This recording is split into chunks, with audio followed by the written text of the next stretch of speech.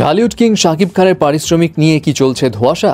যাই হোক, শাকিব খান ছাড়াও অনন্ত জলিল, জায়েদ খান, সিয়াম আহমেদ, আরফান নিশো সহ বাকি ঢালিউডের নায়কেরা কে কত পারিশ্রমিক নেয় এটা নিয়ে কয়েকটা গণমাধ্যম কিছু রিপোর্টস প্রকাশ করেছে। এন্ড সেই তথ্য অনুযায়ী কার কত পারিশ্রমিক সেটাই এখন শেয়ার করব, এবং কে আসলে পারিশ্রমিকের দিক দিয়ে পিছিয়ে সেটা জানলে একটু অবাক হতে পারেন। প্রথমেই আসি অনন্ত জলিলের কাছে। অনন্ত জলিল নিজের প্রযোজনা প্রতিষ্ঠান ছাড়া জাস্ট একটা সিনেমা করেছিল, সেটা কিল হিম। এন্ড সেই সিনেমায় মহরতেই ঘোষণা করে জানান দেওয়া হয়েছিল তার পারিশ্রমিক ছিল 40 লাখ টাকা। তবে প্রথম আলোর রিপোর্টস বলছে এখন অনেকে তাকে 50 থেকে 60 লাখ টাকা সিনেমা প্রতি অফার করলেও তিনি সাফ জানিয়ে দিয়েছেন 1 কোটি টাকার নিচে তিনি অন্য কারো সিনেমায় যুক্ত হবেন না। অপরদিকে সিয়াম আহমেদের পারিশ্রমিক নিয়ে প্রথম আলো রিপোর্টস বলছে সোর্স মোতাবেক সে জঙ্গলি সিনেমার জন্য পারিশ্রমিক নিচ্ছে 8 থেকে 10 লাখ টাকা। তবে কালের কণ্ঠের প্রতিবেদন বলছে সে পারিশ্রমিক নয়, বরং লাভের একটা পার্সেন্টেজ নিবে এই সিনেমা থেকে। এন্ড সিয়াম আহমেদ ইউজুয়ালি সিনেমার প্রতি পারিশ্রমিক নেয় 10 থেকে 15 লাখ টাকা। শরীফুল রাজের ক্ষেত্রে বলা হচ্ছে তিনি সিনেমা প্রতি পারিশ্রমিক 10 থেকে 15 লাখ টাকা নেন, আবার ক্ষেত্র বিশেষে টাকার অ্যামাউন্টটা বেড়ে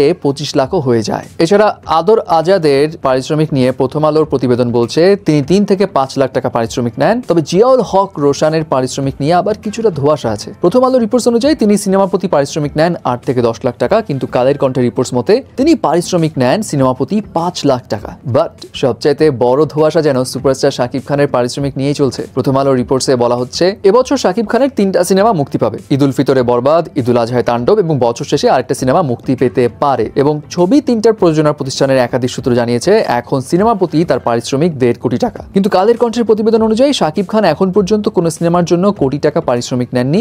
সূত্র মতে তিনি এখন হাইয়েস্ট পারিশ্রমিক যেটা নিচ্ছেন সেটা হলো 90 থেকে 95 লাখ টাকা। এখন হতে পারে তিনি পারিশ্রমিকের পাশাপাশি লাভের পার্সেন্টেজও নেন, যেটা ইউজুয়ালি বাইরের দেশের আর্টিস্টরা করে থাকে। সো হয়তো সেই দিক দিয়ে তার পারিশ্রমিক 1.5 কোটি 2 কোটি এমন ছাড়ালেও ছাড়াতে পারে, হু নোজ। এছাড়া আরফান নিশোর কথা যদি আসি তাহলে শাকিব খানের পর হাইয়েস্ট পারিশ্রমিক যিনি নিচ্ছেন এখন সিনেমার প্রতি তিনি আরফান নিশো।